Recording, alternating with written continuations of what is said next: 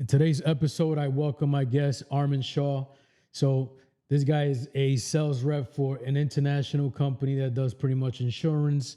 He is a fitness fanatic. I mean, he is a very, very intellectual person. He's dealt with a lot of the Arab conflict in the Middle East. He's from a place called Bahrain. His family is, but he got his MBA in Boston. You know, he's definitely somebody who has an interesting story, all the way from getting tattooed in the last 5 years, now doing the cover-ups, and like realizing who he's becoming. You know, he's definitely somebody who's inspirational. So I hope you guys enjoy the podcast, get to know him. And if you guys haven't done so already, make sure you subscribe. I got a lot of people watching, not enough subscribing. So if I'm bringing you some value to your life, giving you more info, show that love back, and I'll catch you guys on the podcast. I've been like the hustler sort of person because at a young age, like I'm the oldest. I have 3 younger brothers. My dad's very hardcore. I went to, a private school. Discipline is only built through hardship, experience, and just Bahrain, where I grew up, is where the U.S. Navy base is. I started DJing for the Navy.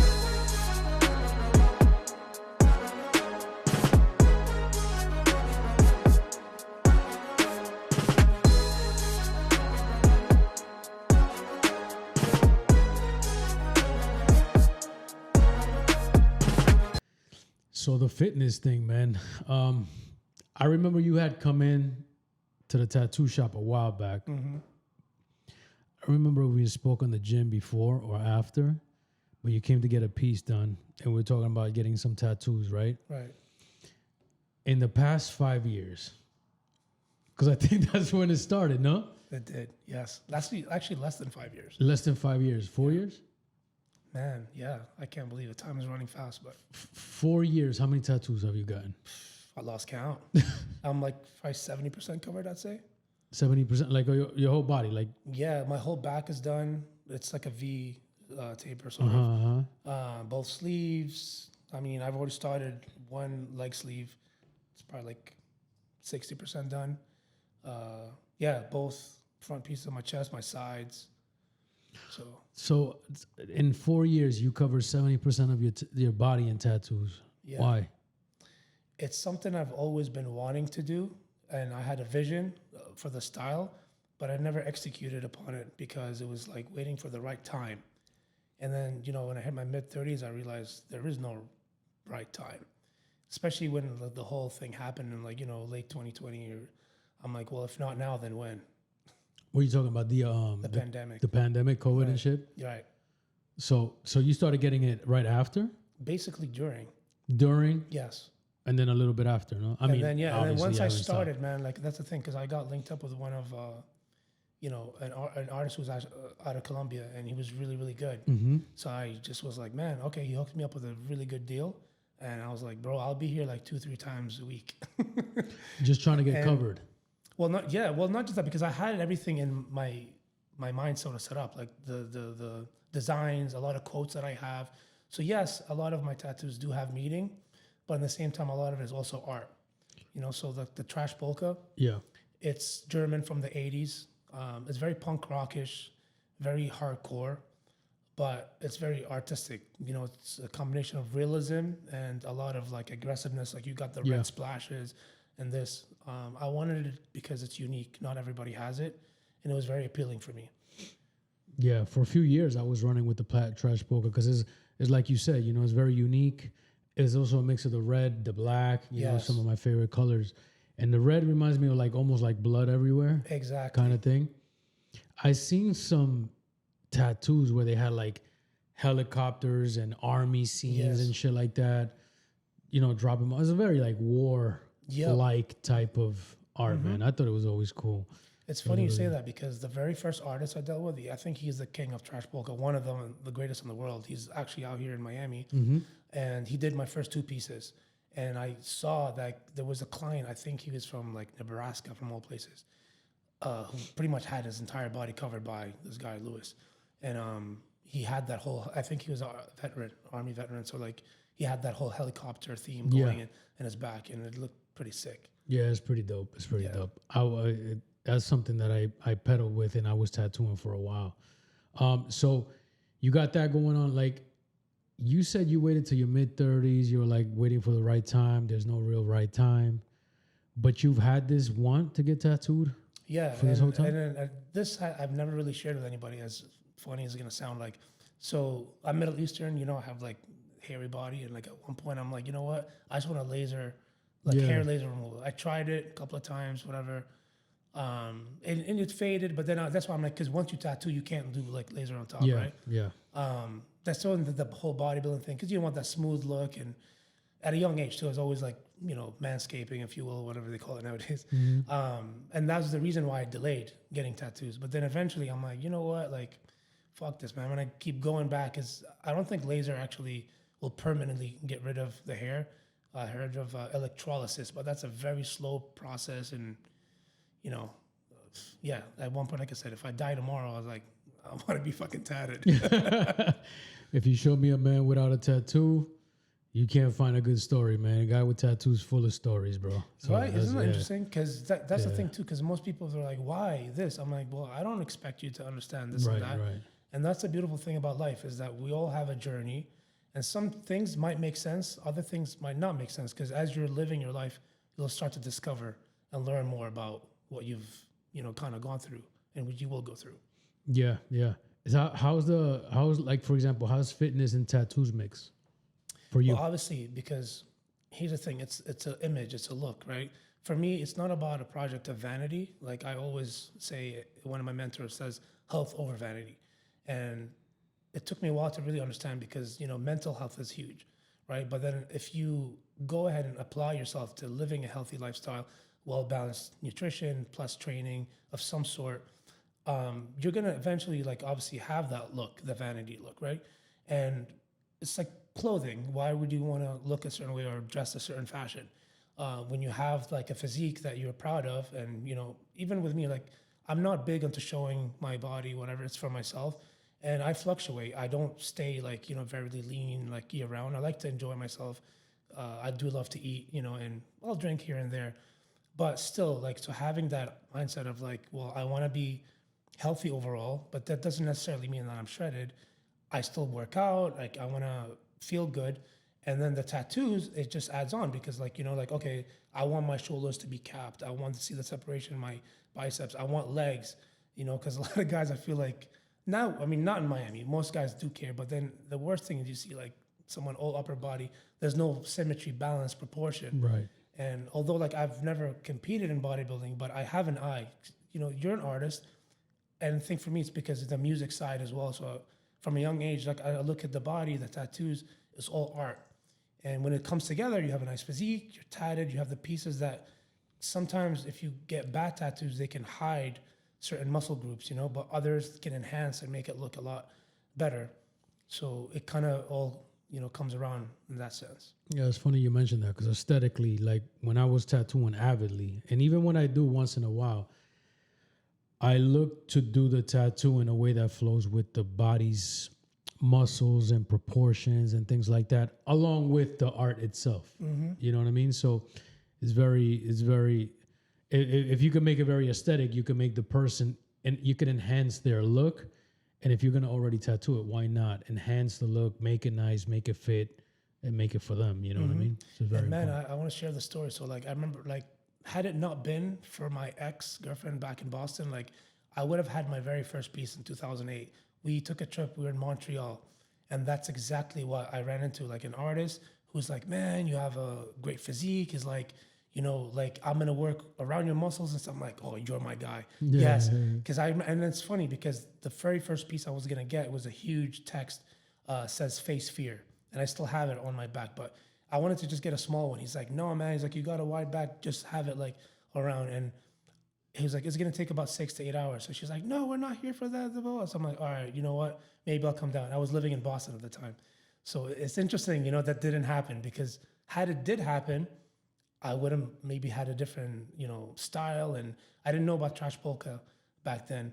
And who knows, life would have taken me in a different path. Yeah. Everything is just one decision away from a million other decisions after that, right? Absolutely. It's like compound interest, compound effect. Once you change one thing, it just becomes something much more. It echoes into it. The choices that we make too. Like, ever asked yourself, they're like, had I not done this, then this would have never happened. Yeah. And you're like, wow, you sit back, you're like, that's why I think in life you never want to regret even the mistakes that you have done, because it's all like a journey that you're supposed to maybe go through, and it made you who you are today. Yeah, no, I totally agree. You got a lot of different variables to your character, to who you are. I mean, just a little bit ago, we were talking about a little bit about religion, politics, this thought process, philosophies, and things like that. Right now, and I know you have like you also do DJ. How long you been doing that for? God, I kid you not, man. I swear, most people don't believe it. The very first time I did a DJ gig, not just learning, the actual gig, I was 12 years old. And I swear to God, man, my mother and her friends showed up to support. Really? So I've been like the hustler sort of person, because at a young age, like I'm the oldest, I have 3 younger brothers. My dad's very hardcore. I went to, a private school. They're all spoiled bunch of kids, overseas. And I'm like, Dad, can I get $1 for the cafeteria? I want to buy fries. He's like, no. I'm like, what the, like, all right, I got to figure out how to make money or something, right? So I started hustling. Remember, like, CDs. It was a Pentium 3 computer. It was Kazaa, LimeWire. I would download all these like bootleg peer-to-peer shit, burn CDs and start selling them in school. And then I used to love breakdancing. I was huge into like the hip hop culture, and I had friends, believe it or not, like they made it. These guys now they're very, very known in the Middle East. They combined hip hop and Arabic. So they just started like, kind of putting content and music videos, etc. They got signed to a label. But with these guys, so I got around people who are a lot older than I was. I teamed up with this one kid. I was like, you know what? My uncle knows the owner of this marina club. They have a ballroom. Let's rent it out. I know my cousin's friend that works at the radio station. He'll put up, like a ad for us. Let's print tickets here. So we did this whole thing.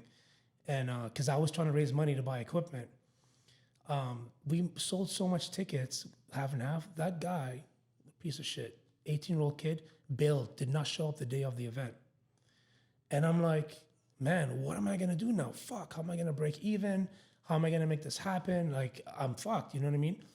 I kid you not, dude, not only did I break even, I made $600 profit that night. And I remember, like, I went home to my dad. I was like, yo, you see, like, and he's like, okay.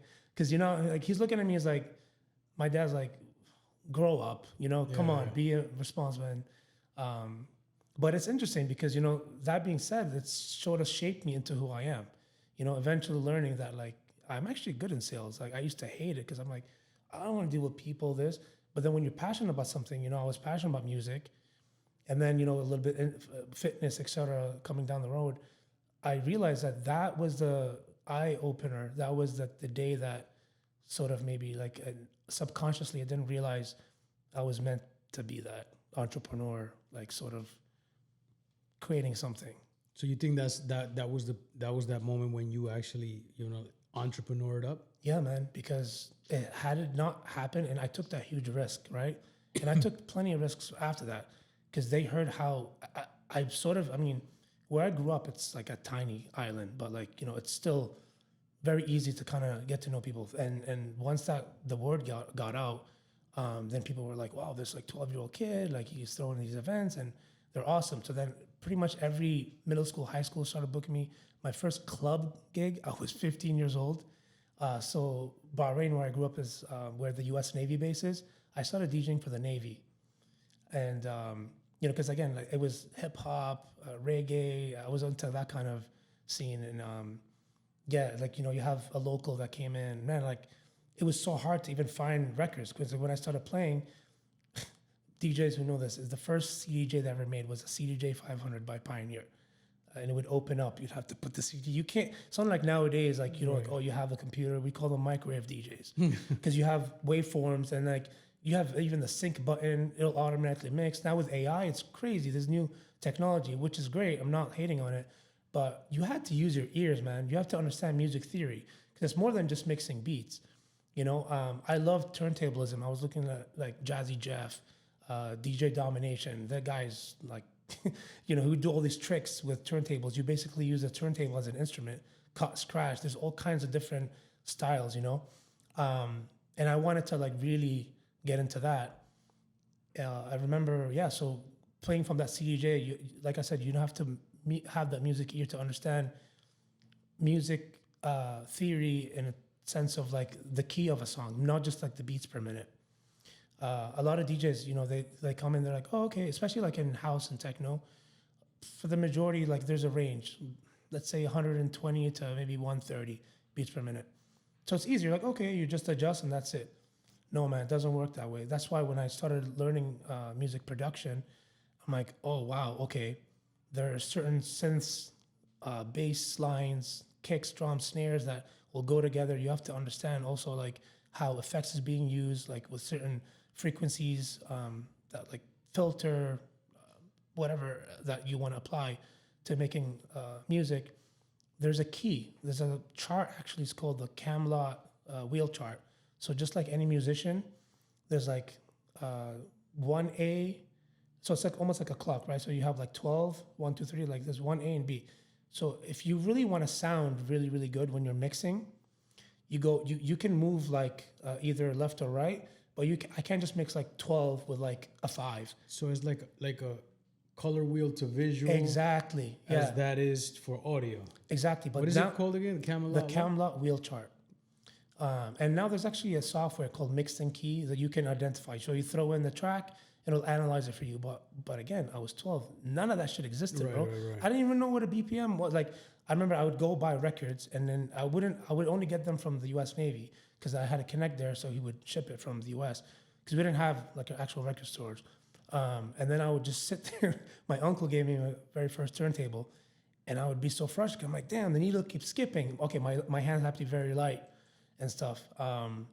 But yeah, there were days I used to sit, I'd get so frustrated. I'm like, fuck, I want to get this right. So bro, you've been DJing for fucking a quarter of a century. Yeah, Really, right? And it's crazy, man. It took off because again, so this was when I like started in my country, but then I, moved to the US in 2005, solo, did not know a soul. Like I moved here for school to attend college in, Boston to do my bachelor's degree, 2005. And I didn't know a single person, Straight from Bahrain to Boston. Yeah.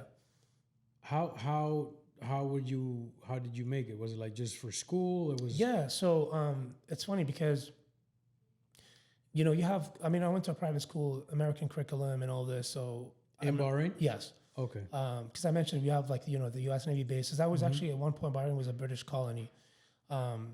Yeah, because, sometimes people think like, oh, the Middle East, like, English, this, that, but it depends on where you are in life. I never fitted with the locals. I never really got along in your own spot, in your own country. And I never really understood, even in high school, the yearbook, they put me down as most unique. And I was like, what? I don't, they're like, yeah, like you're not like any of us. Like you're just like, and then my high school English teacher, she was from Kansas. Man, I used to look at her, I'm like, damn. Like, she was one of those, like, you have that fantasy when you're, but she literally was like, you know what, Armen, like, you're not meant to be here. She's like, I'm from Kansas, blah, blah. She's like, go to the U.S. Like, that's meant for you. This, I can visual it. She's like, I see it and all this. And then in my head, I was like, damn, if they got women like you, like, I'm going, hello, America. Yeah. Wait, so she put that bug in your ear, or was it just like a family thing? She put the bug in my ear, yeah. Because I was like, you know what, like, Dubai is close. There's the American University of Dubai. Actually, even I wanted to go to Lebanon because my dad's Lebanese, and I was like, well, there's American University there. But I'm like, hold up a second. Why would I want to go just close to? I want to experience something completely different. I want to just, learn to be independent fully on my own. And, being the oldest, nobody else there to guide me. And I did it, 2005. It was scary, but in a sense, it was like a good feel of scare because I'm like, this is going to change who I am. And it definitely did. It definitely went through a lot of struggles. But I'd say one of the biggest things I learned, college is one thing, but I definitely consider myself more street smart than book smart because I had to put myself out there. Even when I wanted to really DJ, that was my goal. I went to Boston because I wanted to go to Berklee College of Music to study audio engineering and music production. But knowing I was like, yeah, I don't think my dad's going to be cool with that. So I'm like, all right, business degree. But I had a love and passion for technology and IT. So I'm like, maybe I can, somehow run, like, eventually become an entrepreneur, like have a software company or IT. And that's when I went to Northeastern. They had a really good program at the time. And year after year, man, your mindset starts to change. Yeah. 2005, you make it to Boston. Yes. You're in Boston how long? Until 2009. And I graduated, got my bachelor's. Now, what happened was I was under a student visa. So you have two options, right? You can either apply to the program called OPT, Optional Practical Training. They'll give you a year for you to find, work in the space that you're in. Or obviously you could just like peace out. And I felt guilty because my brother was like, your father had a heart attack. Like, you're the oldest, you should go take care of the business and this. So my dream was to be in the US. I was like, man, like, and I remember a year and a half even before, I used to get nightmares. I don't want to leave this place. I'm only getting started. But I'm like, I don't want to be selfish. I just had that guilty. So I moved back and I was only there for like 7 months. I was in a just, oh my God. 2009 to 2010, kind of. Yeah. Right. But honestly, not for nothing, I think if I stayed there, I mean, I'll tell you, I spent a few days in jail, like over there, but like I probably would have been in a lot more trouble there because I just couldn't get it. Like, not that I have aggression or anything, like because I had a hard upbringing with the culture, the people, because I was like different and definitely was bullied a lot. So then I just had this like hatred towards like, I'm like, no, like, fuck you guys. But that fueled me to become, I think I was trying to prove maybe to like, a certain population that like, watch, I'm going to be this. And I did it. But then, it's almost like, I don't know, you break up in a relationship and then you want to go and do better. But then you realize, well, I'm just doing this for myself now. I don't care about you. Yeah. So come back. So 2010. And then I decided, you know what, this is a perfect time for me to do my master's. So I went to Boston University, did my MBA. And from there on, I told myself. Your master's in? It's master's in business administration. And my concentration was innovation technology. So think back then, the Dyson vacuum cleaner, how to think outside the box. That's why with everything that I do today, it's like how to be different, unique. And, 2012 is when I received my degree.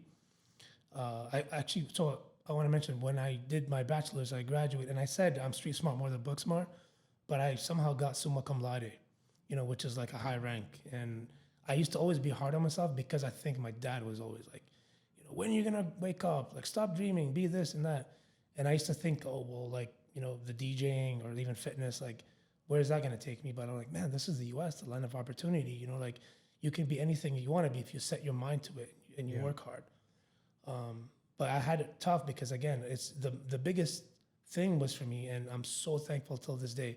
That's why I'm a hardcore patriot, is the fact that I was able to, like, legally stay here and be able to, like, live, which is the biggest struggle because a lot of people don't realize, that this is a gift. Yeah. I think a lot of people, when they're like not, when you have second, third generations, they kind of lose that sometimes. But when you had the experience of being on opposite sides and you had to earn your way, the patriot side comes out, man, because you're like, what you're fighting for. Absolutely. You know what you stand for, at the end of the day, Right. I spent 10 years in Colombia. Even though I was born in New York, I spent 10 years in Colombia. And then I came back and eventually kind of like saw it for what it is. And I'm like, oh shit, the opportunity here, a lot of people take it for granted and things just like go unnoticed. And at the end, this is the milk and honey. This is like where you could actually build your empire, Absolutely. And help others do the same. So, for those people who actually, when I hear people say, oh, fuck this country or I want to be out of here, like, I'm like, please go ahead. There's millions others that want to take your place. Absolutely, man. And that's the truth. And this is why I have live free tatted on my fingers, because like your freedom is priceless, man. There's no price tag on it or nothing. And people don't understand that. They realize like, that's why they'll go to other places. They're like, oh, but it's safe here and this. But I'm like, yeah, but then you're being controlled. Like, you cannot do a certain thing. You cannot say whatever is on your mind. Yeah. There's obviously limitations, but this is why we are, no matter what anybody says, we are the greatest country in the world and we lead the example. And then hopefully, with things nowadays, it starts to take course reverse to how it used to be. I'm very hopeful and I'm glad, I'm thankful that, you know, this outcome has happened. I'm talking as far as like, you know, the election and our, you know, Yeah, president. and I want to touch on that, but before we get into Sure. that, I want to actually get your experience and you were brought up under what religion? Because you're from Bahrain. Yes. What's the population there like? So so it used to be 500,000. Now it's 1.5. It By literally, the time it was 500,000. yeah. It's funny because the town, the place in Colombia where I'm from, it's like it was like 500,000. So it's a small little city slash. Man, and you know what's crazy? It's an island. It's so okay. Bahrain is literally, if you didn't know this, like the longest bridge in the world is between east of Saudi Arabia and Bahrain. It's a tiny island in the desert, like the Persian Gulf. We're surrounded. We have 33 islands. Also, they're all private for like the royal family and stuff. But you know, it's like a hub of. It's like a mini Dubai. So Bahrain is and it's growing like right now. So it's technology it's huge, technologically very advanced. Yes, even that's what crazy. When moving to Boston, I was like, why is everything so busted and old and stuff? Like there, we have, you know, all brand new infrastructure, buildings, and everything like that. Crazy. It's like Dubai, you know. But yeah, growing up there, like you asked about like religion and stuff. So my dad isn't. I mean, he wasn't born in Bahrain. He was born in Lebanon. And my mom was born there, but she's Persian because you have different types of like. So Persian is not Arab, you know. It's like descends from like Iran. Iran, yeah. Predominantly, like the population is like Muslim, but you also have Catholics there. And then this fun fact most people don't know: there's two Jewish Bahraini families. They're the only ones in the Persian Gulf, in the Gulf area, that exist. So we actually have a Jewish temple that's you know existing. Two families or Two families. They're very like, you know, like small families, or we're talking about large they're families? large families. They used to own Sharp Electronics, which is like one of the biggest. Yeah, I mean Sharp. Yeah, I remember Sharp. Yeah. So the boom Rubin boxes family. and shit. Yep. Yeah, the Rubin family there. Yeah. And my mom was one of you know so one of her good friends was from that family. That's how I sort of learned too that you know, my mom is of Persian Jewish descent, and I'm learning all this like now because I think the mindset back then was like almost, oh my God, if you're not like Sunni with this tribe or this and that, you're being looked at different. Like I know people that like, oh, if you don't marry into this tribe or that, then you're like looked at different. And I'm like, damn, that's racist. Like why but then they're like, oh, I'm not racist. It's more like prejudice. And that's one thing I just never appreciated. And I always got along with, we call them expats. So, you know, people from like, you know, their parents would come from like different countries to work. And I never got along with the locals. I always got along with people from, you know, either from England, because we have a lot of British presence, Greece, you name it, different parts of Arabian countries too. Yeah, it's very interesting, man. What about now, like being in Miami? Do you believe that you're in a place that kind of like more befits you or no? Man, it's like, I could not imagine my life being anywhere else. Than Miami. You know, like I always knew it, but didn't really know it because the thing is like, this is me, you know, like no matter where I get in life, there has to be a balance. You know, you can't just live a fuckery life. And that's sometimes what people think, oh my God, Miami, you must be this. I'm like, yeah, I invite you to go do that. You want to party every day and this, you're going to be knocked down your face. Like you're not gonna be able to survive. Like just because I live here, I'm not going to live that Miamian like, you know, persona every single day. Otherwise, I'm not going to be able to be successful. You have to have the strong willpower, desire to understand. I'm like, all right, if I want to have fun, if I want a well-balanced life, I'm going to have to, you know, motivate myself to, especially me, you know, because with my role I do, no one's there to be like, do this or this and that. You have to keep your finances in check, your lifestyle, make sure that like, okay, I have the ability to be able to live a life that I want to live. Where do you find motivation? Honestly, I say fuck motivation as discipline. You know what? Because sometimes we're like, oh, I'm not motivated. But you know what? If you wake up, you're like, I'm going to have to do this regardless. I don't care like what, you know, motivation will come and go. But more so maybe for me, and I haven't shared again this to a lot of people, like I was almost homeless twice in my life. And I could have easily chose the easier route. Dad, come save me. I want to come home. Blah, blah. I'm like, no, fuck that. That's for weak pussies, you know? And that's, again, maybe like some of the tattoos that start to make sense. Like I have that harder to kill mentality because if something comes easy, I just don't feel from the inside. I'm like, did I really deserve it? But if maybe also because at a young age, I remember like summer breaks, my dad would be like, oh, that's cute. I'll give you 2 days. I'll see you in the factory 6 a.m. I'm like, what the fuck? Like, so he made me really understand that money is not there easy. And like I was saying, the hustler mindset when it came to like, burning CDs, DJing, trying to make, and I understand the value of the dollar, right? So that's where the discipline comes in. And I'm like, there are tons of days and times where like, I don't want to get up and like, go meet with whomever I have to meet or like go to the gym. Cause even that's therapeutic, Of course, I understand now that it's not, there's a level, right? Cause some people are like, oh, it doesn't fucking matter. Like, you want 2 hours sleep, go to the gym. I'm like, no, that does matter because you know what? Like think in terms of science.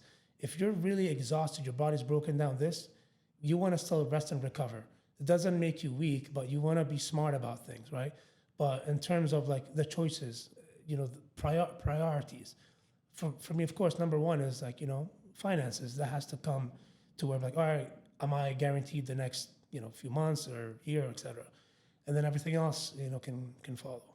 Yeah, no, I mean, that's a great way to look at it. And discipline, this discipline is only built through hardship, experience, and just getting shit done through action, so that's really important. So I second that notion 100%. Yeah. Is there people that you look up to as far as influence, things like, you know what, I like this guy's mindset, I like what he says. Is there like, you know what I'm saying, people that you get inspiration from? Absolutely. I would say when it comes to, the corporate world and like actual sales, there's a guru. He's like light years ahead. His name is Jeff Hoffman. He's based out of Boston. And, somebody that you look and you listen to like things that they say, as simple as like, even like drafting an email. So, cause I'm in business and I'm like, I try to reach out to like a prospective client. Most of us are like, hey, I'm just checking in. Bleh. Like everybody else is doing that. More so like, okay, hey, Jeff, I have sent you over the proposal. Let's close it. Let's move forward. So you're very assertive. And in terms like, when they see that, because you have to show that you're providing value. You're not want but a need. So I think when you start to change your mindset, like Jeff Hoffman pushes all that out and even talks about like, if say you were to do cold approach or cold sales, he's like, think about it. Like Mondays, everybody's got their own shit. They were doing the admin work. That's not probably a good day to go prospect. Tuesday, Wednesday, Thursday. So a lot of things like that, like he'll preach and he's great. You can probably find him online and he's got a ton of valuable information. Is that what he does? Does he teach people how to do that? He does. Yeah. He has a sales strategy like institution or something based out of Massachusetts. But on the other side, like the street side, I would say, and he inspired my tattoos big time. He's actually a good friend of mine now. I used to look up to him as a role model. His name is Chris Gethin. He was with bodybuilding.com. That's how I kind of discovered him. And years later, I won like a free training session. It was during the Mr. Olympia in Vegas. That gym doesn't exist anymore. City Athletic. So I met him, and again, when I meet people of like high caliber celebrities, I'm not like, oh my god, just normal, natural. And then I saw him again at the Arnold Classic in Ohio, and he recognized me, and he's like, hey, let's exchange information and stuff, and we did. And I always looked up to him more than just like learning about nutrition and training and all this, but it was mindset, because he is somebody who's like, I grew up in Wales and grew up on a farm and nothing came easy. And he talks about like even how a man is today, so we're just used to like everything convenience and just easy and that like, and I sort of relate to that because like I didn't have it like that. Even though my mom used to always be like, you're so spoiled. And I never really understood that because I had my own room. So in terms, I was spoiled until I had to move here and live in a futon, Fenway Park. I was paying like $600 a month and I was getting bit by mosquitoes every day. But I'm like, who am I going to complain to? I'm like, I chose this and I want to do this. This is still a luxury. At least I have a roof over my head. So if you start to look at things like that, and that's why he preaches a lot of that. And he owns multiple businesses now. And I was affiliated, and I still am, with his new supplement company that's out. So we call people like us disruptors because we're trying to disrupt the industry. It's called Unmatched Supplements. And the way we differentiate is, and I learned this, it's crazy. Just like any business, supplements are there. They want to market because the business wants to make money. Let's take, for example, ingredients such as like glutamine. The synthetic glutamine is derived from human hair and duck feathers. That's kind of disgusting. Why would you want to spend your hard-earned money on something like that? So the way to do it is you look into like fermented glutamine. It's derived from a sunflower natural source. Why I mention glutamine, because it's one of the best ingredients that you can take as far as a recovery. So firefighters used to give it to burn victim skin to help with the healing of the tissue. So, you know, Chris was one of the first in the industry that really came out, started to educating people. It's like, even your pre-workout, hey, did you know like too much caffeine can become a blood restrictor than a vasodilator? Because when you're training, you want to promote the good oxygen and blood flow. So if now you're putting, oh my God, I'm getting jacked pre-workout. Yeah, over 400 milligrams of caffeine. That's not really good. You might have that, you know, awake sort of thing, but it's not really doing you that well.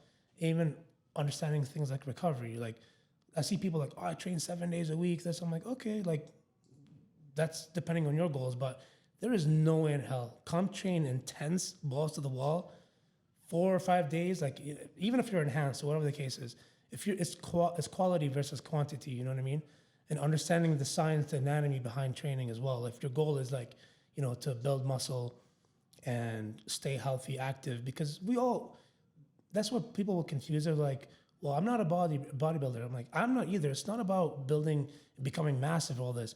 Because, you know, I don't know about you. If I live to reach 60 or 70, I don't want to be like in a wheelchair, bending and this and that, you know. I want to be optimal. I want to be able to like function. I think that's why resistance training, strength training is good for that. Yeah, longevity, health, wellness. Absolutely.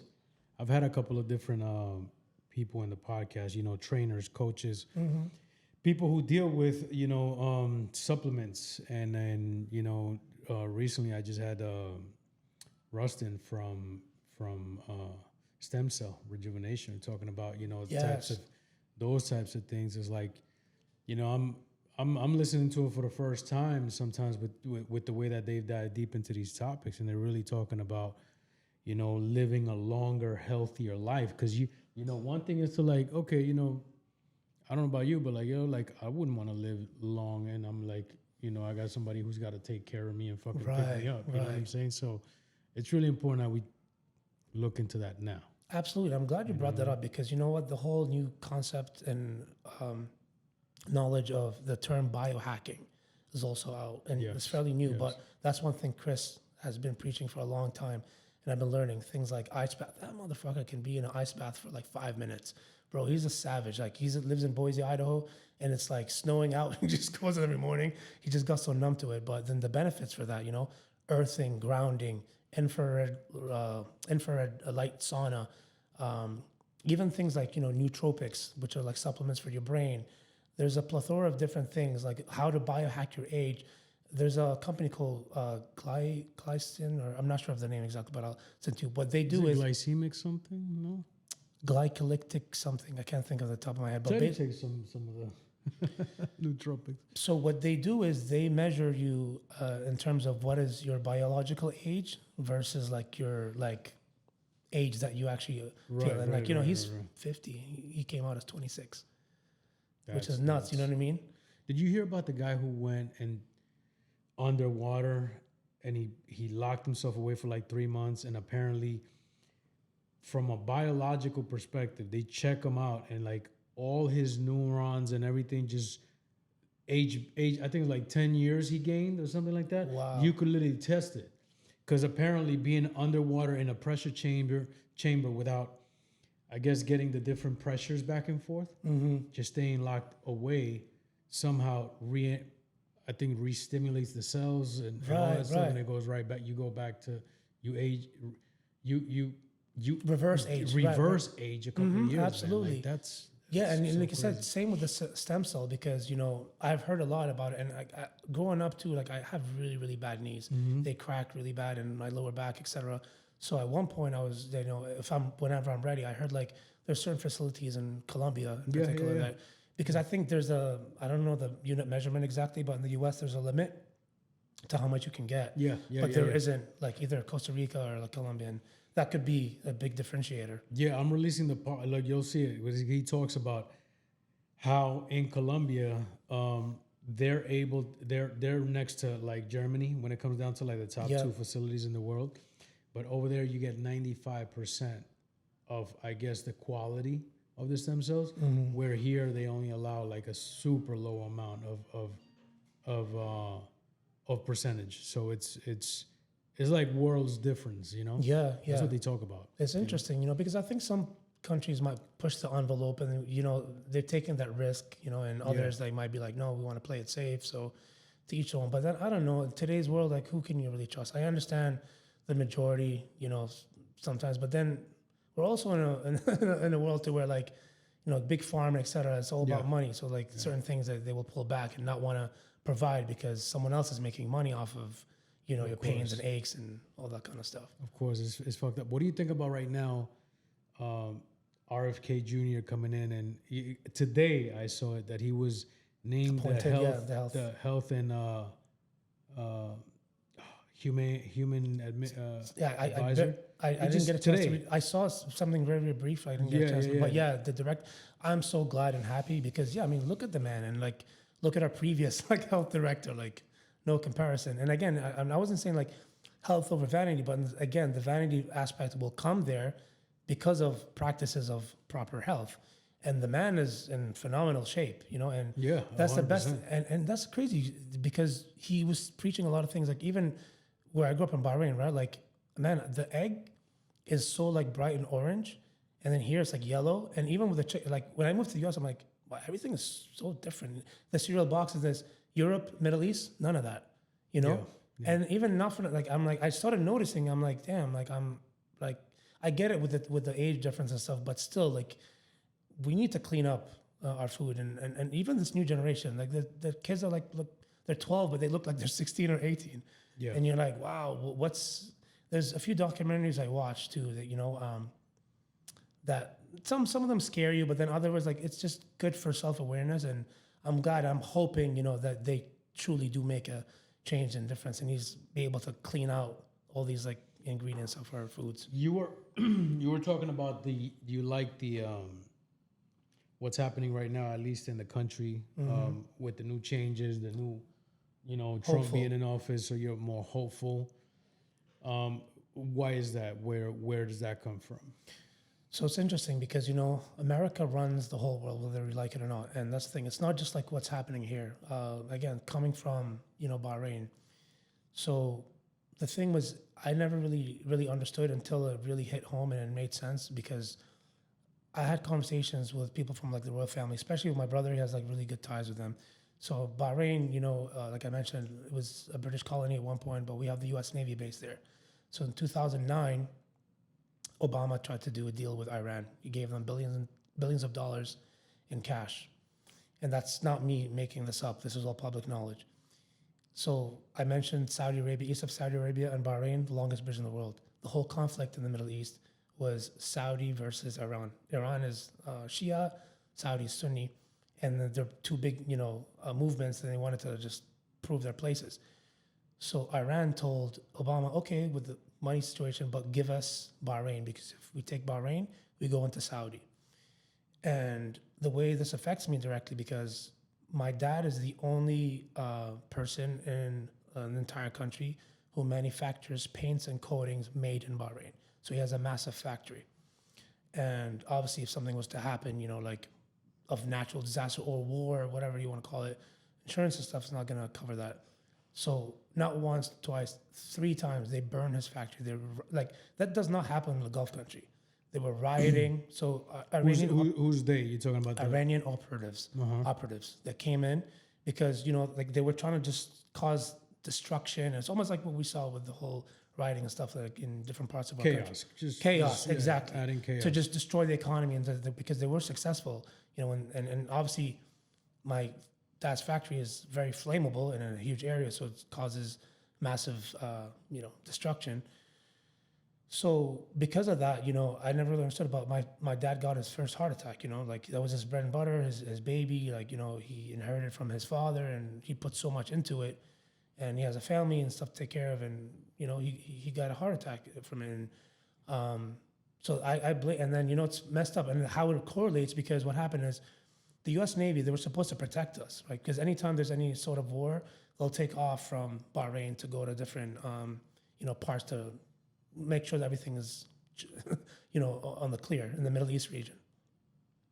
Obama that day instructed the U.S. Navy base to pull back the ships. That's how they were able to even come in. It's a very important hub, Bahrain, where, like I said, an island, and it was called the Persian Gulf. Some people argue, say, no, it's the Arabian Gulf. But trying to get into Saudi, that was a way in. Immediately, the king called upon the British troops, I need you guys back, I need your base. And the king of Saudi sent his military to just put everything on lock. So I say that because, again, it was a strategy. Politics is so dirty, right? Yeah. And from that, let's look at overall too. When Obama and Secretary Hillary at the time, they were like, oh, Saddam must go, Gaddafi, all that stuff. ISIS and all that fucking shit never existed. You eliminate. I mean, I understand. I'm not saying they're good people or bad people, but the media can portray whatever they want. They were necessary evil, if you will, because they had the region stable. There was no such bullshit as afterwards. And you started having all these resistance that are growing because there's no power anymore, nobody to control. And that's what happened. One thing goes on. Egypt, it started in Egypt. They tried to overthrow, and I think they were successful with their president at the time. Then Syria, Libya, they got rid of Gaddafi, Saddam, and then look at the fucking mess, and then the shit that happened here, and then going into Afghanistan. How much money have we spent, like our U.S. money? And I tie this all back because why I love and support Trump, because he's the only one who said we should have never gone into the Middle East. We should have never done any of that stuff. We need so much help here. You know what I mean? Yeah. Our veterans or people in general, why do we feel like we have to go and spend, not just our resources monetary, but our soldiers and all that to fight a war that didn't even have to exist? Yeah, too many resources. I think the Pentagon has failed the last 6 audits, apparently from they audit themselves, but they failed because they can't track where the money they spent goes. Speaking of, and this, again, I might get a lot of heat for this, but listen, I am somebody that just speaks my mind. It's all opinion based on facts, though. I'm not somebody who's I just read this here and then I'm just gonna say it, because it's not a conspiracy theory. I think it first came up with Joe Rogan. He was mentioning how a day before 9/11, I think the U.S. Treasury was mentioning somewhat of $2.3 trillion unaccounted for. They just didn't know where it was. $2.3 trillion. Just happened to be the Iraq war cost $2.3 trillion. And they said that on 9/11, I think the Pentagon side, where they were doing the accounting for that $2.3 trillion, gone. So now we have no record. What a coincidence, Again, you put the 2 and 2 together, you're like, maybe there was something there, Yeah, I remember. I remember I was going to college, Queensborough Community College, and they were talking about, oh, they're bombing the U.S. It's crazy, right? But then in the Pentagon, they never found a fuselage. They never found anything. Because the thing that they were saying was that a plane crashed into the Pentagon, right? And they never found anything. And then Building 7 goes down between the World Trade Center out of nowhere. So it's and apparently the owner of that building took out an insurance policy a month prior. Right. Got $1 billion. So how many hands are getting? And that's scary. Don't you think? That's the thing. Don't you know? Let's just say, okay, it's possibility yes or no. It's true or not. But can you imagine someone to be I don't give a fuck. I'll kill my own people, even if you consider us your own people, and then obviously blame it on. There was a movie, I think it's in the 90s with. Even I'm not a big fan of what's his name. Moore. It's called Wag the Dog with Robert De Niro. Okay. He's a whack job. Yeah, I know. Great actor, but he's a whack job. But this movie, man, it goes to show they were faking a war in Albania or something like that, and they show you how. And again, it's from the 90s, the news, how they were portraying it, to be a biased side and this. And then all of a sudden you have people hating on Albanians and this, that didn't even exist. If you get some time, go watch it. But it's repeating itself, because they try to it's someone coming in, hey, he said shit about you, and then boom, You get people fighting each other, and that's fucking evil, you know? Yeah. So I think it was 2 days ago or maybe yesterday that Trump nominated Vivek Ramaswamy and Elon Musk to the Doge. They're opening up Doge, the what is it? Department of Government Efficiency. Mm-hmm. To cut down on cost, on like, you know, to make sure, because if we're paying all this money, taxes, et cetera, with the taxpayer, like, where is our money going? You know, like I certainly did not want to fund, what is it, 80 billion in equipment that we left behind in Afghanistan, or like sending money to, like, you know, other countries, like, for war that's not us. So I'm hoping with this strategy, with this like new department, there will be some more accountability and like a ledger of like, okay, where's all this money going to be spent at? They're calling it the new golden age, I think. That's what I'm hearing. And I'm hopeful too at the end of the day. You know, I'm looking at people who know how to run business, because from my perspective, you know, bureaucracy should be, you know, entrepreneurial. There should be some type of entrepreneurial background, not just people trying to make careers out of them not really knowing how to even operate, how a business really works, and then you go and run a government in people's lives. Yep. That's kind of, you know, and I say that from being in the position of like having the responsibility of paychecks and people's lives and depending. So I'm like, if you never had that and you go try to, you know, like be a part of something where people's lives are involved, I don't know. It's like, it's just different. 100% agree, man. You know, and because it's a huge responsibility, and you can't just do it for ego purposes. Yeah. You have to have the passion and drive. Like, okay, this is what, you know, fuels me to want to be a difference in this, you know, society or world. And it's not for everybody, and it's okay, you know, because we're not all meant to be lawyers or doctors. Yeah. Well, so right now, I know you were telling me that you have a little bit of like a mixed faith. You like, you know, you take, I guess you take the good from every one of the faiths, but as far as like religious, where do you fall in that category, so to speak, honestly, if at all? Yeah. I mean, it's crazy. I think at the age of 12, I don't know if, I guess I was atheist. I used to like look up and be like, okay, how did God come into existence? I was driving myself crazy. I found the answer maybe like 7-8 years ago. I'm like, God is real. He does exist. And this is how. Like, this is how my analogy is. Like, all right, if you have a chip, like a computer chip, let's say it's a robot, like a car robot. All it's designed to do is go forward and backwards. It doesn't know side to side. Our human brains, I feel like is similar, because they say we only use like a capacity or like a certain limit. So what if there's always an answer for any question, but God does not want us right now to know the you know, because if you think about it, you drive yourself crazy. That's when your subconsciousness, you know, that like growing up, my mom used to always be like, don't steal, don't cheat, don't lie, be a good person. You know that if you do something right, then you feel in your consciousness like that's something that I feel good about. So as far as religion, like label, I don't know if I really have one, because I'm still discovering. I'm trying to like find answers. There's certain things that, you know, wouldn't make sense to me, and others that do. And the scary thing is, like, I feel like people alter things in religion just to make it fit their narrative, you know? So that's what is of concern for me. And maybe I'm not that educated, and I could spend some time, you know, maybe learning more and more, but I don't like things that are very extreme, you know? And it's interesting because in this world, that's like, you know, podcasting or even streaming, have you really noticed like there's a trend, like Sneeko, and I think there was this other guy, they all converted to Islam. And I'm like, okay, like what is it about that religion that, you know, is attracting, even like Andrew Tate, you know? And it's probably the only one that's is like, you know, proven, even like, oh, you're misogynistic. I don't think it's the case. It's like very, it shows the role of like what a man's duty is supposed to do as opposed to like a woman and stuff. Not that Christianity or Judaism doesn't have that, but, you know, it's just something that is interesting of like, oh, let's like explore and try to understand.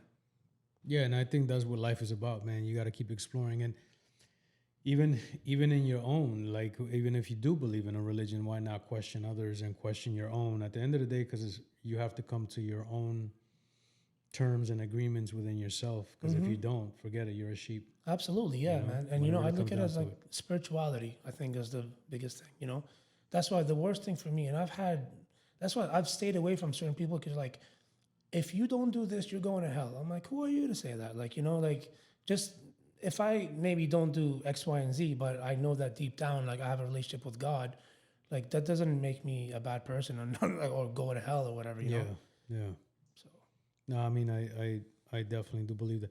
So Bahrain is between, like, as far as like Saudi is on one side because it's got the bridge, and then on the other side, is it Iran or is it it's not a sort of, yeah. Kuwait? So yeah, so it's the Gulf countries, right? So we're surrounded by like the closest would be Qatar, Kuwait, Dubai. You know, it's like right there, the United Arab Emirates.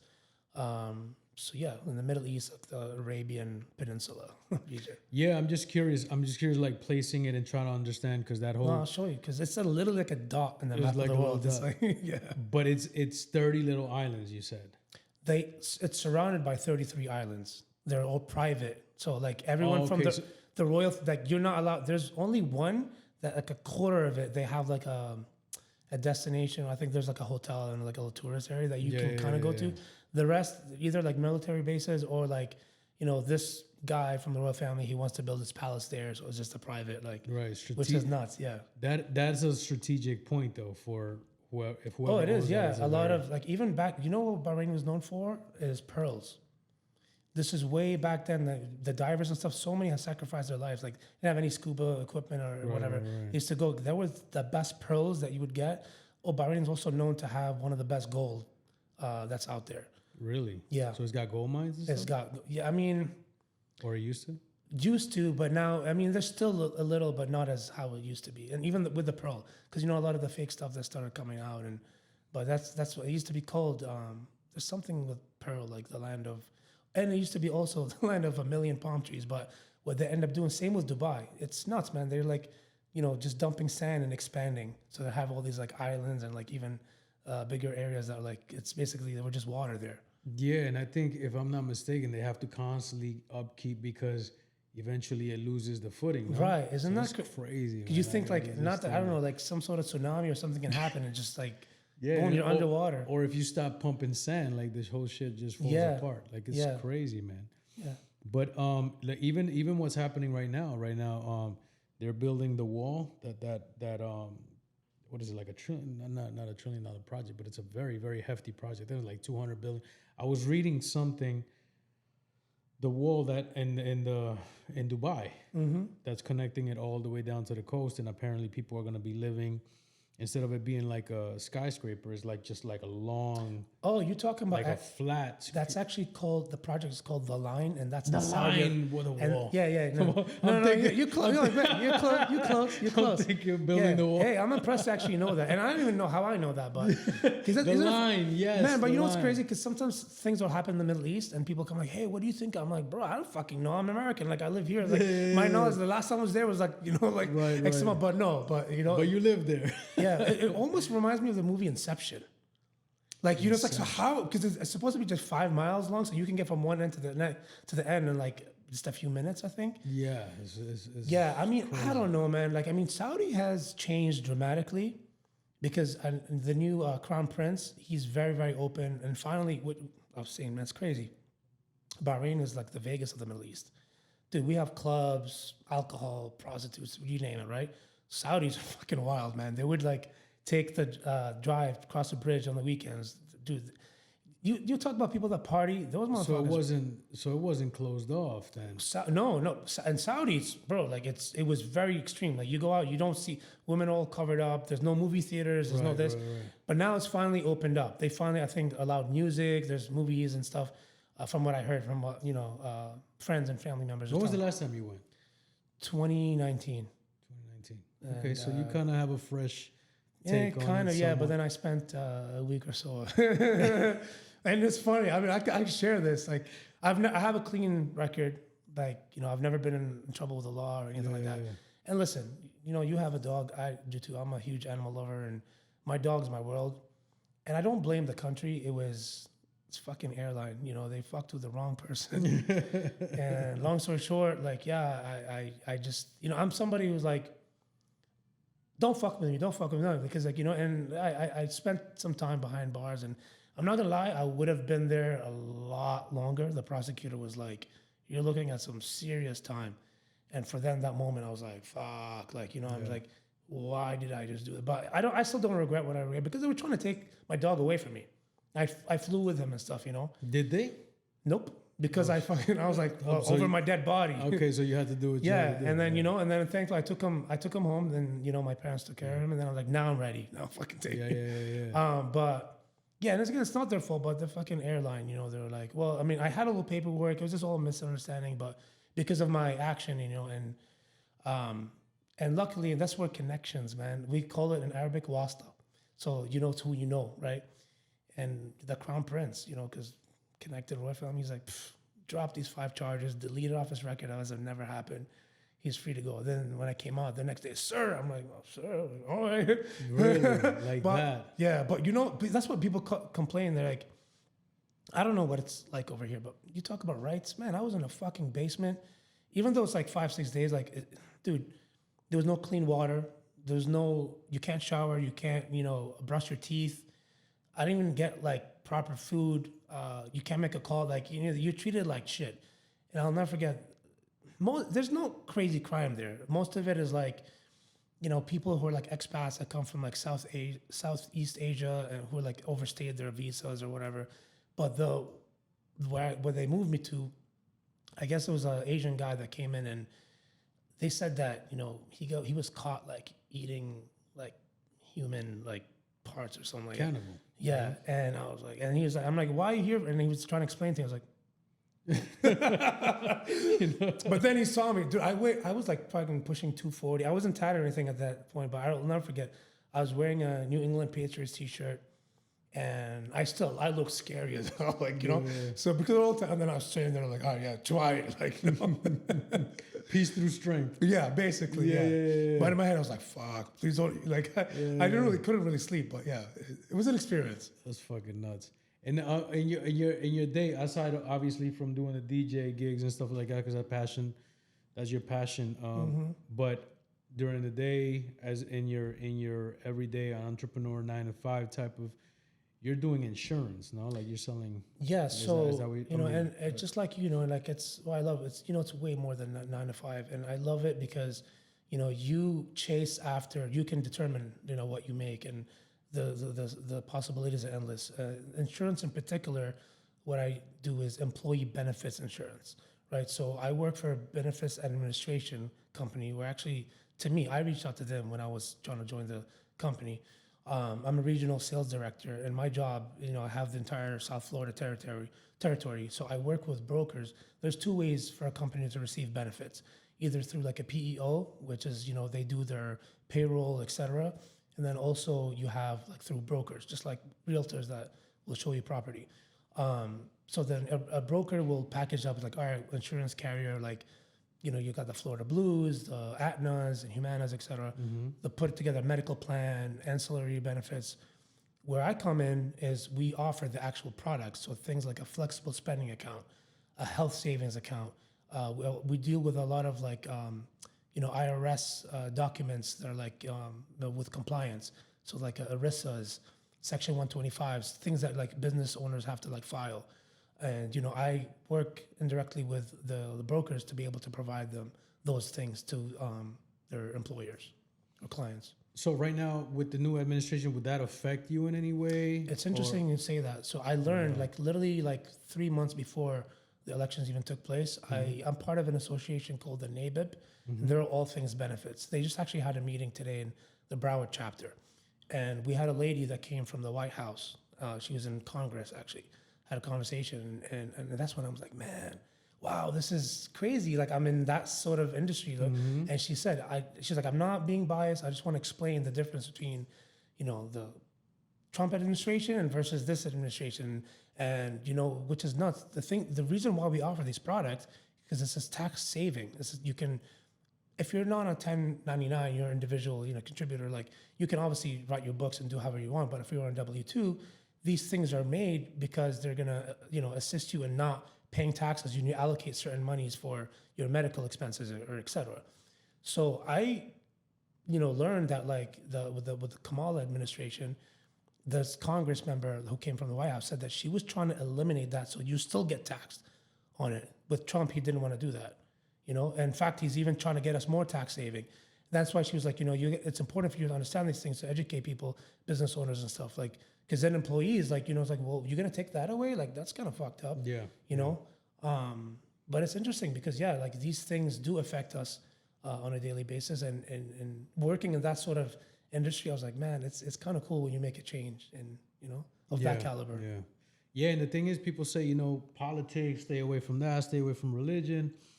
But I think this is like the average person, because at the end of the day, like, politics affects my world, the way that I move, the way that I spend, the way that I take care of my team.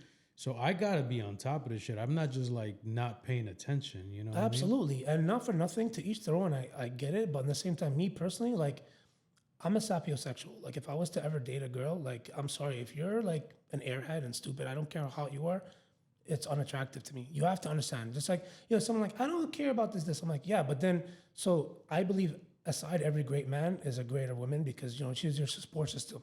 Yeah, I'm old school traditional, like, the man's the provider, the protector.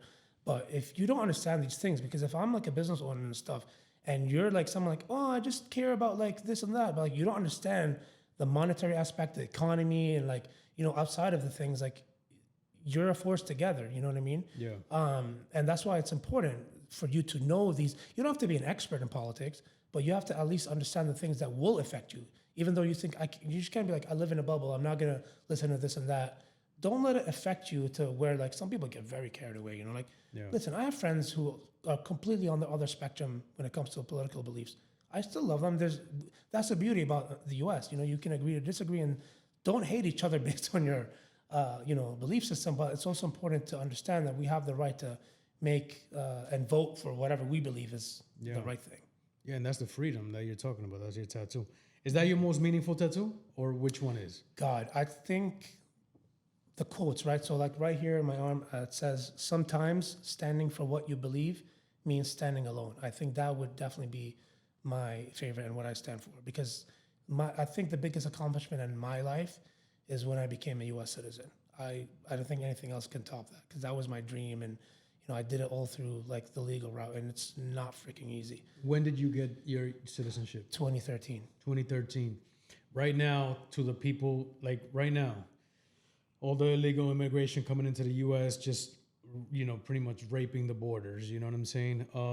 What would be your advice? What's your take on that right now? What's happening? The people are trying to just come in, like, how everybody's just like seeking asylum, even if they're not, at the end of the day. They're not vetted and stuff. It's so sad. It really breaks my heart. And also, the another thing, I don't know if you paid attention to, like, I had goosebumps when Trump came up. He's like, you know what? With every college degree should come a green card. I was like, where were you the days that I, like, you know what I mean? Yeah. Because it didn't. Like, and I had to go through other, like, means and like, put so much money. And but long story short, like, that's one approach. And I understand. And it is sad, because all these people are trying to escape, violence or like a hard life and stuff. But this is just not a way to do so. And then if we're spending so much money pushing, other countries to try to build and fix where they are, like, are we really allocating that funds to the appropriate channels? What I mean by that is, like, why are they escaping? There's the problem there. So instead of like us just opening our borders, come here, we get flooded, because now you're gonna have, we want people, but like of people who are gonna give us value. Because imagine, you're just going to have a population that cannot contribute anything to society. Yeah. They don't want to work. They don't want to do anything. Now you're going to have a failed society. And that's like look at Europe, for example. I totally understand. Like, look at Paris, how dangerous it is, without, pinpointing certain countries, but it's fucked up. Like, Europe is Europe, and I understand. I can't get mad at them. Why they, even like, the Prime Minister of Poland, he's so aggressive. He's like, no, absolutely not. And he has a right to, because they're destroyed. You're not fitting the culture. You're not fitting the mindset. Like, if you want to come to America, but become an American. Learn to be, I want to love this country, to make a change, because it was shitty how it was from wherever you came from, right? Yeah. But if you want to bring your ways here and like pull this, then don't come here. Yeah, you got to assimilate at the 80-20 rule, man. Assimilate most and keep some of your customs, no problem. But yeah, customs don't try to change it. You know what I'm saying? No, absolutely. Don't bring it back. 100%. You're right now, so you got your 70% of your body covered, and now you're going through you did blackouts. So for those who don't know, blackouts, and you cover tattoos with fully black ink. Mm-hmm. Why'd you do that? So, see, I am definitely impulsive, and I've gotten a lot better at it. And it's interesting because started off with my sleeve because it's like that was the one line I did not like. Went to go for a cover, I'm like, fuck, he made it even worse.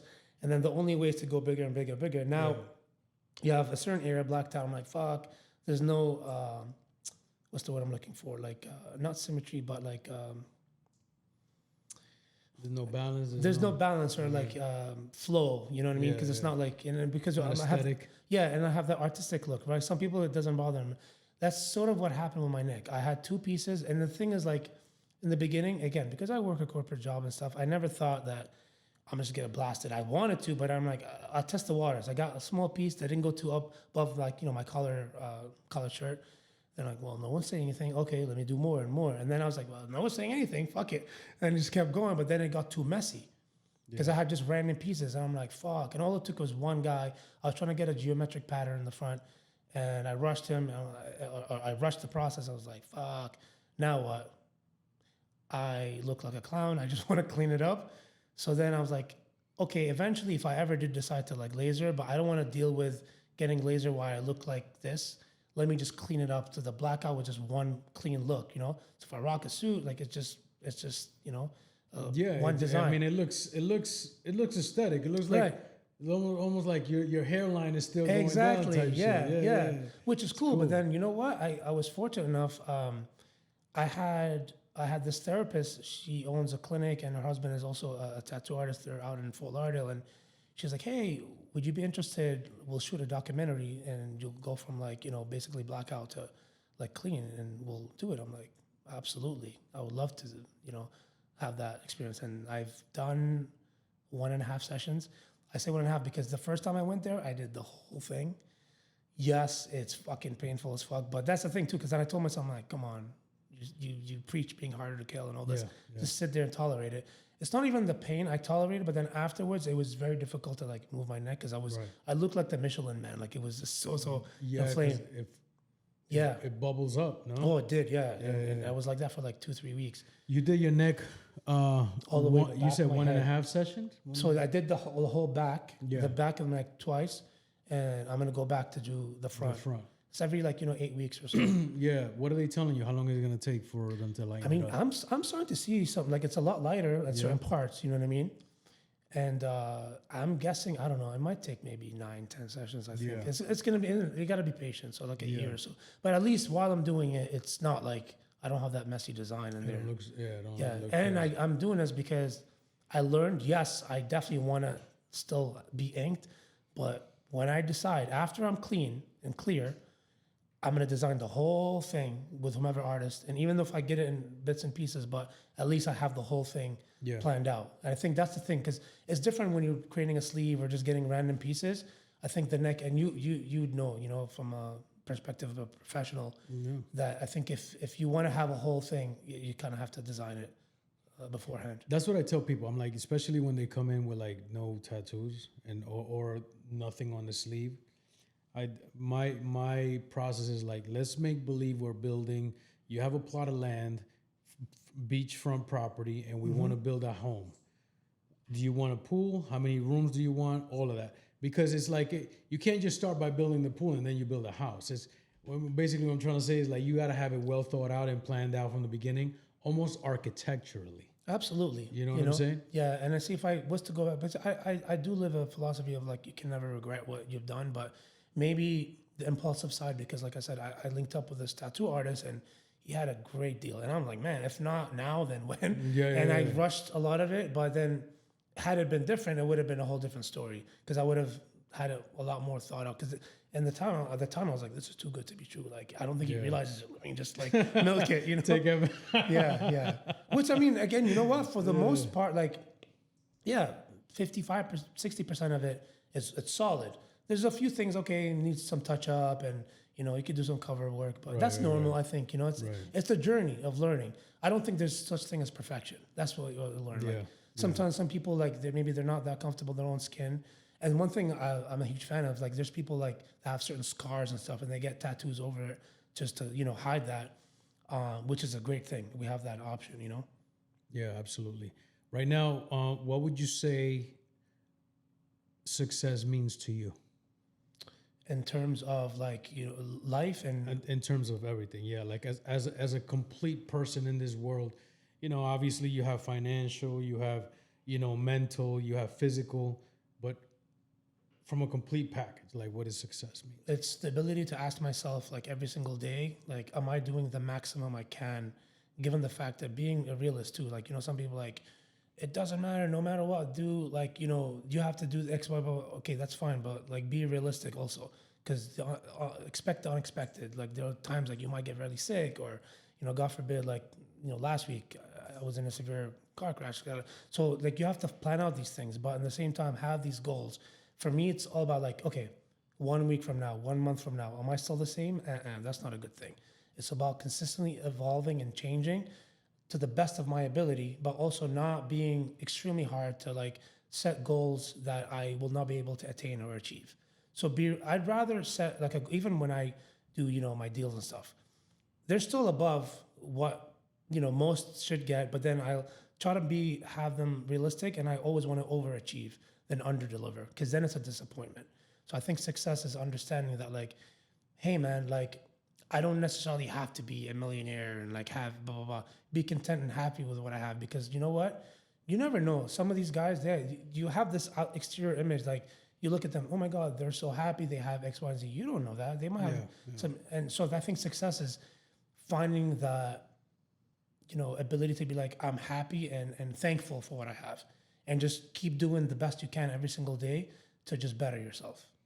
Yeah, and then this accident last week totaled your car? I think so? that's what it's looking like. I mean, the airbag's deployed, and you know, it's an exotic. You walked out, or Yeah, I did. German engineering, so they did a really good job with, you know. But maybe, who knows? Maybe it was a blessing in disguise. Because not for nothing, it was one of the things like, oh, it's my toy. It's so nice. It was my dream car. I loved it and I had it. But I'm like, man, I hardly ever drive. Right. You know, and I do drive. I mean, if I'm going up north and stuff to meet with clients and brokers, but you know, we live in a digital age. Like people like we want to meet virtually and stuff. I still want to like have that element of face to face, because I think it makes a bigger impact. But there's so many different methods of transportation, and that's when I'm like, all right, well, that's the other thing too, right? Like that's a want. It wasn't a need, because I can get a different car that's not as like that and be smarter. Be like, well, I can allocate this money and make it not towards investments in this. I'm single. It's great, but then if I have plans, I'm like, well, if I want to build this or that, or if I, you know, happen to have a significant other and like she wants like this, so those are the things like, you know, that I have to be more considerate and careful for sure. spending. What is dating like Miami for a sapiosexual? I'm not gonna lie, I have never dated a girl that's from Miami, and it's funny. The one and only that I did date, I was sort of deceived. She wasn't from Miami. She was from Boston. That's how I'm like, oh my God. Right. You know, and then I started learning. I was like, you are worse than all the Miami guys. Like, whoa. I started learning all these things, and I'm like, you know what? What do you mean you mean a girl that was born in Miami? Not that mindset. Okay. Because everybody that's here, like, there's not a lot of people from Miami. Right. I think, you know what? And again, I don't want to sound like a dick, but what's happening is like, you know, they're coming from like all over the place, and they're like, oh my God, I'm just gonna be the hottest shit. Yeah. I'm gonna, you know, get whatever you want to get, your BBLs, your surgeries, etc. Yeah. But then to me, it's like, I'm not saying, of course, I'm a man, you know, we have our like needs, etc. But then it's not just all physical, because, you know, you can have a conversation with someone in the first 5 minutes and they're just not on the same page as you, as far as just being awake and understanding just like the things in life that matter. Yeah. Versus I just not having the same values. Right. Or just like, I just want to party. I just want this. I'm like, but life is not about that, you know? Yeah. Or the other factor where it's like, I want to do nothing. I just want to sit there, look pretty, and you take care of me. Like, no offense, what do you have to offer besides used? You know what I mean? It's like, so it's challenging. But you know what, man? Honestly, I'm perfectly fine being alone.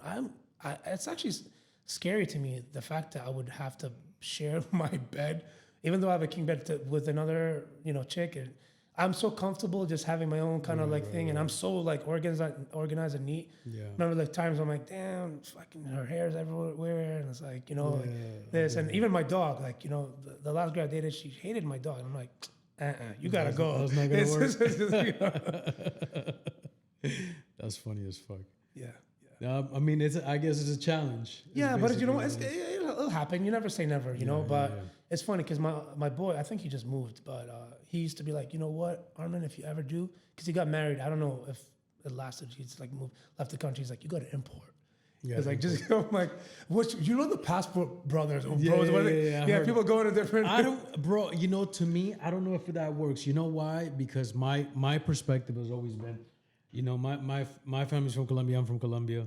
I've been to Colombia countless times, but every time I've seen, and when you're younger, this is like a subconscious thing. Like you're watching other guys bring, you know, women from other countries. You know, it doesn't have to be a Latin country. It could be anywhere. But they come here and everything changes. It's because they're exposed to something they never had. So it's almost like at some level you want something that's homegrown, that understands the environment. Right. Absolutely. Because otherwise, how do you test it? Mm-hmm. No, absolutely. You bring it here and it's just like... I could never. Yeah, I could never. You know what I'm saying? Right? No, absolutely, man. And that's the interesting thing, because you know what? The sad thing is, and to each their own, but there's a lot of men that just look at a female as like an object, or it's like, you know what? She's just... I don't look at it like that. Like, you know, I don't think I'd ever be with like a beta female. She needs to also be alpha. She has a personality. But because you know what? I don't have to act to be a certain way. We're both like strong personalities and we can get things done. And I'm very much of a giver. Like, so like I always consider like, you know, who's with me.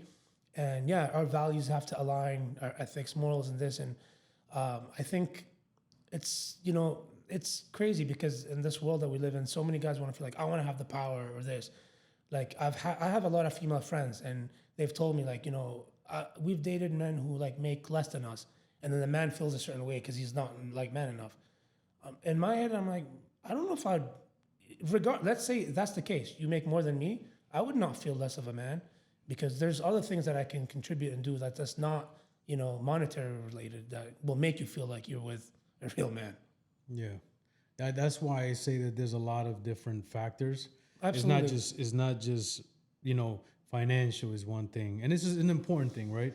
But you got physical, which is just as important. Then you got mental, which is probably the most important. Mm-hmm. You know, so a lot of aspects and things like that. Absolutely. You know, that's why I go back to the whole success thing. Like, what does success mean to you? It might be different to another person, but you know, I'm really trying to figure out that.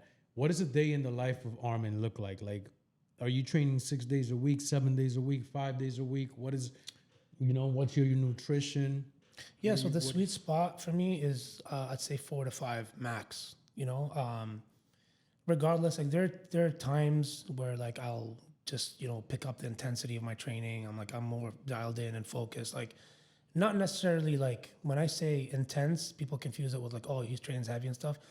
It's relative. I train intense, basically going to failure, understanding. I'm very scientific with my approach. Mm-hmm. My goal is to get in there, like, and I'll listen to my body, right? Like, I don't have a whoop, but the whole purpose, I guess, of it tells you your energy levels and stuff, but I can kind of dictate. So it changes, but like, it's still pretty much routine. Like, so I'll wake up in the early morning, and I've been trying to do a better job. There was a time where I was religiously waking up at like 4:35 a.m., which I honestly felt the best. And I'm slowly trying to get back to that. Even though it's not that late, I've been 7, 8 a.m. max now.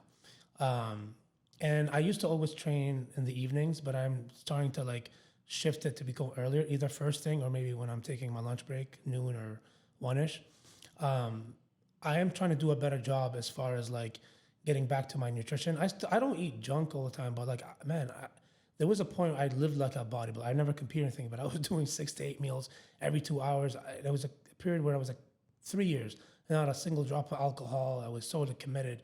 You know, I'm like, yeah, this is what I want to do. And yeah, so like my meal wise, I'm getting maybe 3 meals a day or so with like a snack here and there. You know, I will enjoy myself, you know, and sometimes Uber Eats or either like go out to dinner. But for the most part, like take care of my dog, take him for a walk, etc. The gym, and then the rest of it's all just working. But it's also spread out.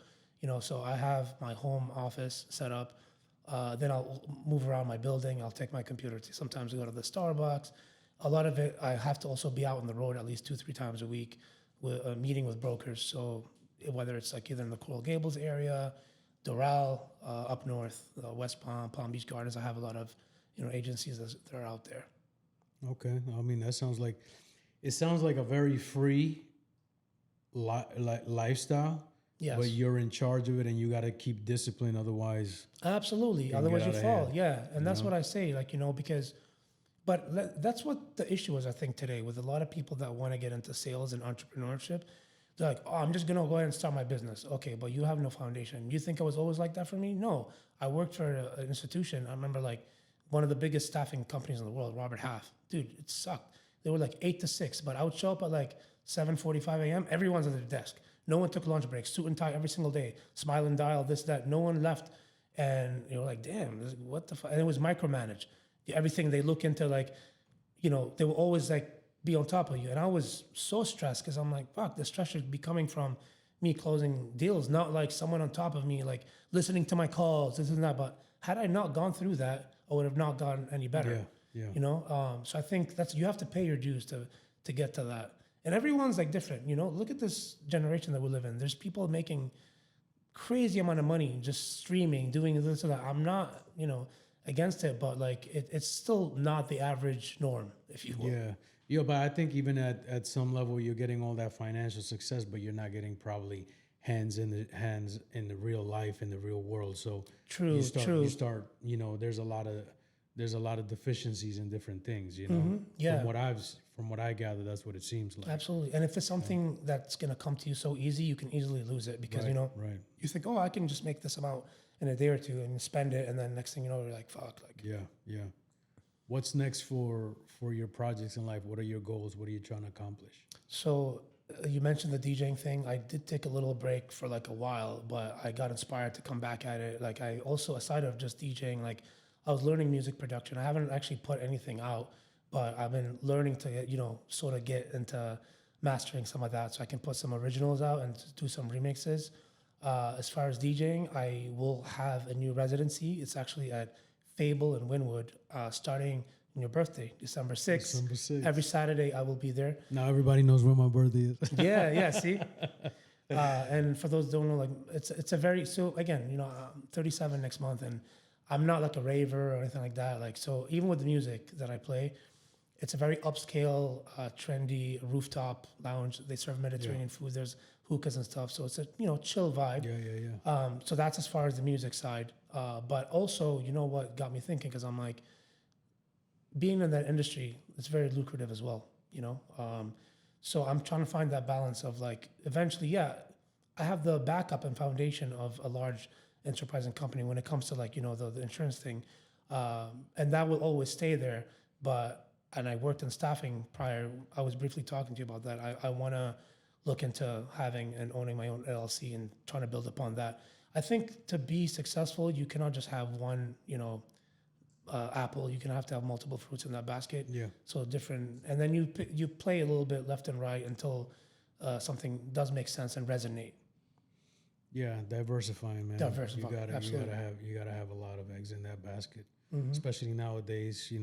Things are only getting more expensive. The competition is crazy, and everybody's watching each other on Instagram and stuff like that. It just makes it easier for you to be like, oh, if he's got it, I can get it. So it's more attainable. And if everybody thinks like that, the competition is strong. You know what I'm saying? So, which is nuts too, because even I understand social media is huge, but if you look at my page is so simple. I don't really got but there are people that I know that like I'm like, wow, they are not like this in person. Right. So freaking like it's sad. Like it's like, okay, you rent a car for the day, you don't even live at this place, you just have the image, and then I get it, I'm not hating on it, but instead of trying to do that to impress people who don't really give a fuck about you, try to do something for yourself and have self-satisfaction, and I agree.